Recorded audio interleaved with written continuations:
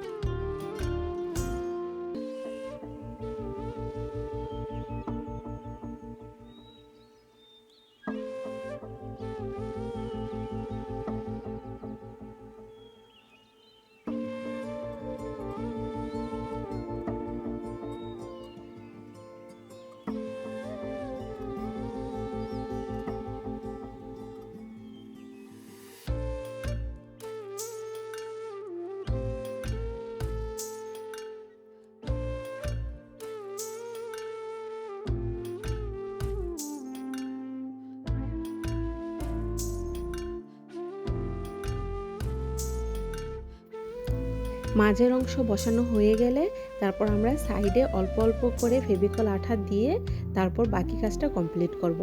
আগে মাঝে দিয়ে নিয়েছি যাতে মাঝের কাজটা ফিনিশিং সুন্দর হয়, এজন্য আমি আগে মাঝে বসাইছি। এখন আমি প্রত্যেকটা কর্নারে কর্নারে আমি ফেভিকল আঠা দিয়ে আস্তে আস্তে এটাকে সেটিং করে নিব।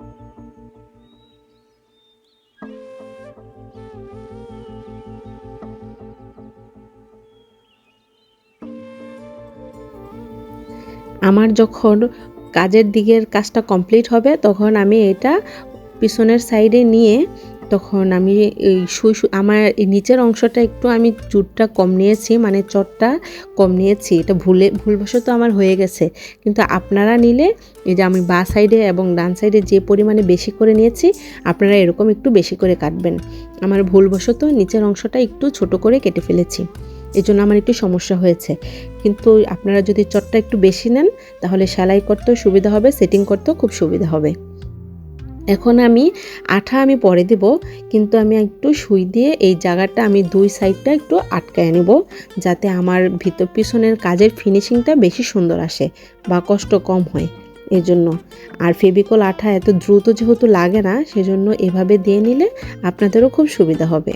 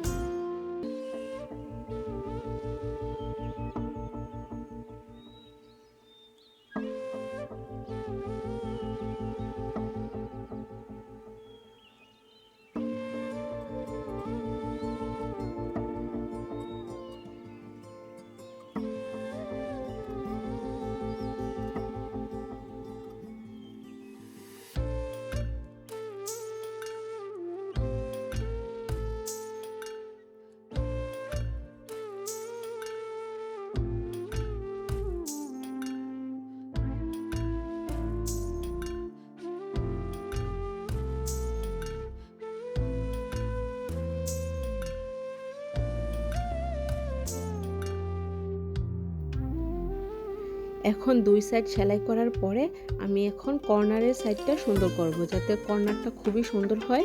এই জন্য আমি এভাবে ভেঙে নেব। আমরা নর্মালি অনেকে বই মলাট করি, যেভাবে কর্নারগুলো সুন্দর করে সেটিং করি, এভাবেই ঠিক এটা সেটিং করতে হবে ফ্রেমটা। এখন আমি এখানে ফেভিকল আঠা লাগবে না, আপনাদের কাছে যাদের গ্লু গান থাকে তারা অবশ্যই এখানে গ্লু গান ব্যবহার করতে পারেন। যেহেতু আমার হাতের কাছে গ্লু গান ছিল না, সেজন্য ফেভিকল আঠায় এত ভারী চট লাগবে না। এই জন্য আমি এখানে একটু সেলাই করে দেব, যাতে কাজটা মজবুত হয় বেশি। আপনাদের কাছে গ্লু গান থাকলে অবশ্যই গ্লু গান ব্যবহার করতে পারেন, সেই ক্ষেত্রে সময় কম লাগবে, কাজটা আরও সহজ হয়ে যাবে। এভাবেই আমি প্রত্যেকটা কর্নারে, 4টা কর্নারে এভাবেই ভেঙে কর্নারটা ঠিক রেখে আমি সেলাই করে দেব।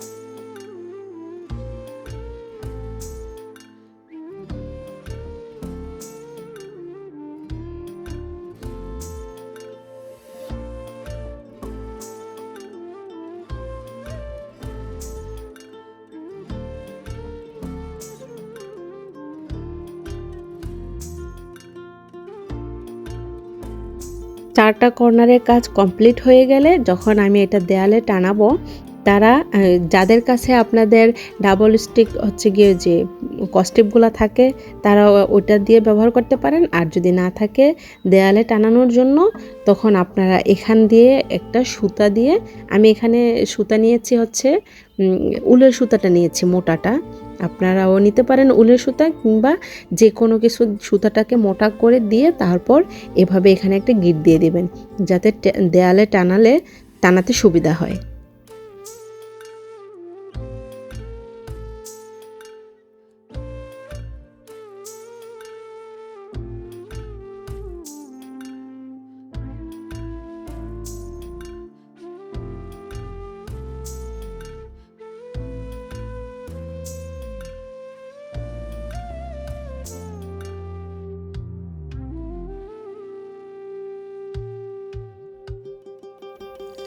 আর পিছনে এখানে খালি আরেকটা বোর্ড কেটে এখান দিয়ে একটা গ্লু গানের সাহায্যে বোর্ডটা বসাই দিবেন, তাহলে পিছনে ফিনিশিংটা সুন্দর হয়ে যাবে।